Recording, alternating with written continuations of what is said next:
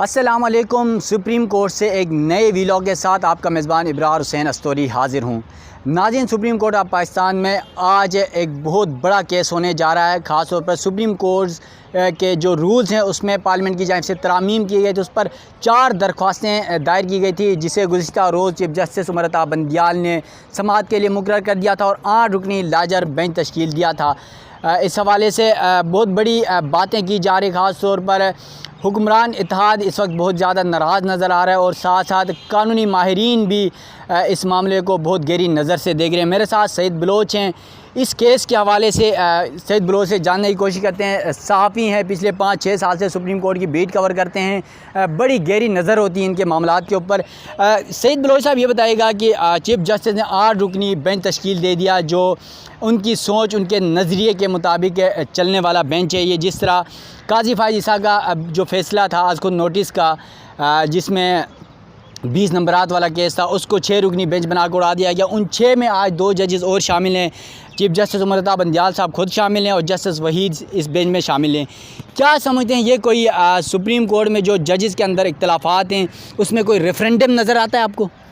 बहुत शुक्रिया अबरार अस्तोरी साहब। देखें, ये बड़ी वाज़ेह एक अलामत है, एक निशानी है, एक इशारा है, एक जेस्चर है जो चीफ़ जस्टिस ऑफ पाकिस्तान की जानिब से दिया गया है। और जैसे कि आपने बात की कि ये बज़ाहिर रेफरेंडम ही है, लेकिन उसके साथ साथ हमें ये भी देखना चाहिए कि ये जो जजेस 8 जजेस पर मुश्तमिल 8 रुकनी लार्जर बेंच चीफ़ जस्टिस की जानिब से तश्कील दिया गया है, इसमें अगर एक भी मिसकैलकुलेशन हो जाती है, एक भी जज जो हैं वो अपना नुक्ता नज़र तब्दील करते हैं या इस 8 रुकनी लार्जर बेंच में वो कोई इख्तलाफी नोट लिखते हैं, तो फिर चीफ़ जस्टिस की ये जो तमाम तर कोशिश है ये मुकम्मल तौर पे नाकाम हो जाएगी।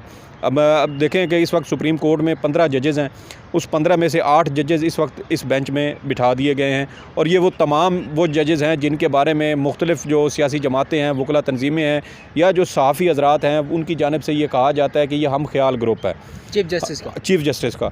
दूसरी जानिब हम ये भी देखें कि वो जो 7 जजेज़ जिनको इस बेंच में शामिल नहीं किया गया, वो दूसरा हम ख्याल ग्रुप है जो जस्टिस काजी फायज़ ईसा जिनकी सरबराही कर रहे हैं, और उसके साथ फिर उनके अपने जो हम ख्याल जजेज़ हैं साथ। हमने देखा कि 4 जजेज़ की जानिब से गुज़श्ता दिनों इख्तलाफी नोट भी जारी किए गए। उन इख्तलाफी नोट्स पर भी काफ़ी जो है वो सख्त रद्द-ए-अमल दिया गया आवाम की जानिब से भी, क्योंकि मामला था 2 सूबों में आम इंतखाबात से मुतल्लिक और दोनों सूबों की आवाम का ये हक़ है कि वो अपने नुमाइंदे दोबारा मुंतखब करें। 5 असम्बलियाँ जो हैं इनकी इस साल मुद्दत पूरी होनी थी, लेकिन पंजाब और KP की असम्बली कुछ टाइम पहले ही तहलील कर दी गई। अब असूली तौर पे देखें, आइन के मुताबिक देखें तो 90 रोज़ के अंदर इंतखाबात होने थे, वो ना हुए, जिस पर हाई कोर्ट्स में केस गया। फिर हाई कोर्ट्स में अभी ज़ेर समाअत था कि सुप्रीम कोर्ट ने खुद नोटिस ले लिया। जो 4 जजेज़ जिन्होंने इख्तलाफ किया था, वो इख्तलाफ था बेंच की तश्कील के ऊपर, कि चूँकि मामला हाई कोर्ट्स में ज़ेर समाअत है तो सुप्रीम कोर्ट को इसके ऊपर खुद नोटिस नहीं लेना चाहिए था।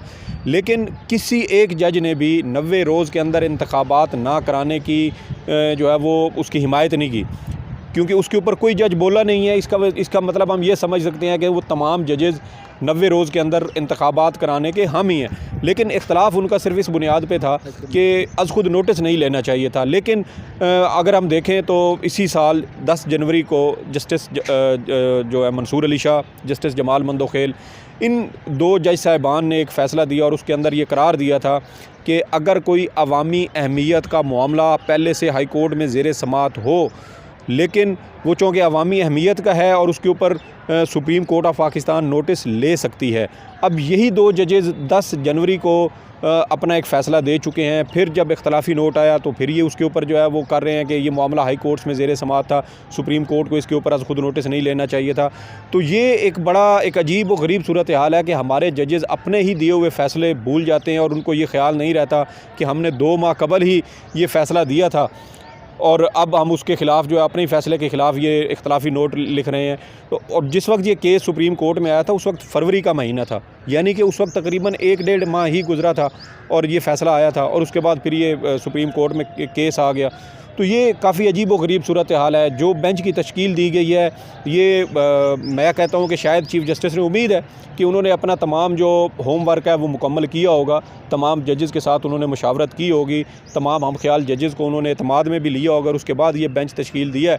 क्योंकि अगर उनकी जानिब से इस बेंच में शामिल किसी एक जज ने भी कुछ इख्तलाफी नोट लिख दिया तो फिर उनके लिए बड़े मसाइल पैदा हो जाएंगे। अच्छा सईद बलोच साहब, ये बता दीजिएगा, जिस तरह 4 जजेस ने पंजाब इंतखाबात में इख्तलाफी नोट लिखा और उसके बाद ये अस्क नोटिस का मामला जो है वो क्रिटिकल सिचुएशन इख्तियार किया, या फिर पार्लियामेंट और जो हुक्मरान इत्तेहाद है वो जागा और उसके बाद सुप्रीम कोर्ट के रूल्स में तरामीम का इन्होंने फ़ैसला किया, फिर असम्बली से, सेनेट से, फिर मुश्तरका कौमी असम्बली के मुश्तरका इजलास से कराया गया, अब सदर ममलिकत के पास ये मामला है।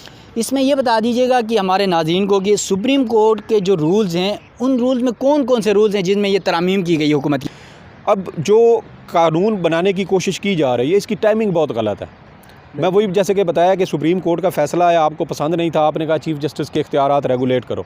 आपको याद होगा कि अप्रैल 2019 में जस्टिस काजी फ़ाइज़ ईसा ने फैज़ाबाद धरना केस का फ़ैसला दिया था। उसके 1 महीने बाद सुप्रीम कोर्ट में जस्टिस काजी फ़ाइज़ ईसा के ख़िलाफ़ सदारती रेफरेंस आ गया।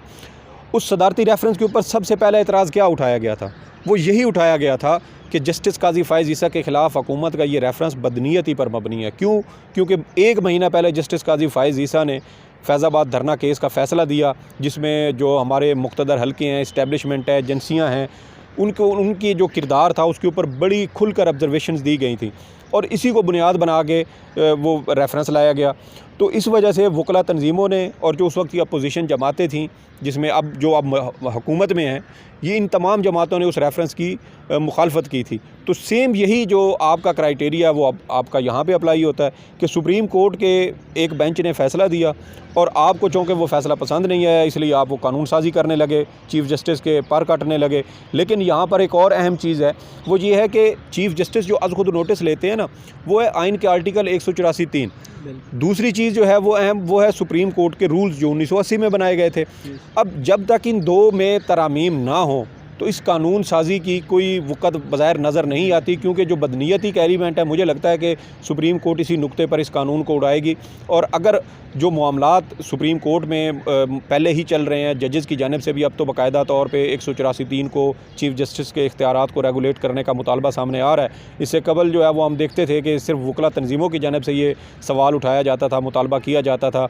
अब सुप्रीम कोर्ट के जो सिटिंग जजेस हैं वो भी चाहते हैं कि चीफ़ जस्टिस के इख्तियारात रेगुलेट हों, बेंचेस की तश्कील का मामला अफ़ाम व तफ़हीम के साथ उसके ऊपर तजावीज़ दी जाएँ और वो अफ़ाम व तफ़हीम से तय हों।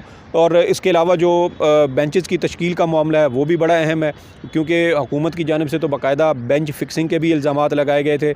अब जब तक 184(3) के अंदर तरामीम नहीं होती, जब तक सुप्रीम कोर्ट अपने रूल्स में तरामीम नहीं करती, तो मेरा नहीं ख्याल कि जो हुकूमत की जानिब से ये कानून बनाया गया ये किसी किस्म का उनको फ़ायदा दे सकेगा। उसकी वजह यह है कि कानून बन भी जाए, जो रूल्स हैं वो सुप्रीम कोर्ट ने खुद बनाने हैं। अब अगर इस रूल्स को बनाने में ही 3 माह, 6 माह, साल, 2 साल लग जाएँ तो फिर इस कानून की क्या अहमियत रह जाएगी।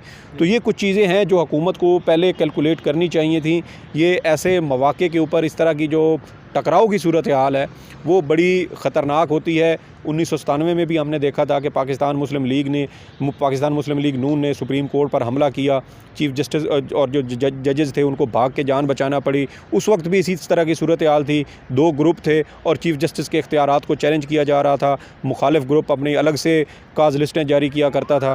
तो ये चीज़ें अब दोबारा से वही हो रही हैं और एक अमूमी तासुर ये पाया जा रहा है कि चीफ़ जस्टिस पाकिस्तान का जो मुखालिफ हम ख्याल ग्रुप है वो इस वक्त PDM की सहूलतकारी कर रहा है और जो हालात व वाक़यात हो रहे हैं, जिस तरीके से मुख्तलिफ़ नोट्स, इख्तलाफी नोट्स हमारे सामने आए, उसके बाद इस तासुर को अवामी सतह पर जो है ना वो मज़ीद पज़राई इस वजह से मिली कि ये तमाम जजेस किसी तरीके से पंजाब और खैबर पख्तूनख्वा में आम इंतखाबात को लटकाने में हुकूमत की मदद कर रहे हैं। जी नाज़रीन, सईद बलोच की आपने बातें सुनी। यकीनन 97 में जो वाक़यात हुए, सियासतदानों की जो है सियासी जमातों की जानिब से सुप्रीम कोर्ट में हमले किए गए, आज फिर वही तारीख दोहराई जा रही है। और आपको याद हो तो गुज़िश्ता साल इमरान खान की हुकूमत इसी अप्रैल के महीने में गिराई थी और यही सुप्रीम कोर्ट थी जो रात को 12 बजे खुली और उसके बाद दोबारा अदालत ने हुक्म दिया जो है अदम एतमाद के हवाले से इमरान खान के ख़िलाफ़ और अदम एतमाद की तहरीक पेश की गई और इमरान खान की हुकूमत गिराई गई। गई। सेम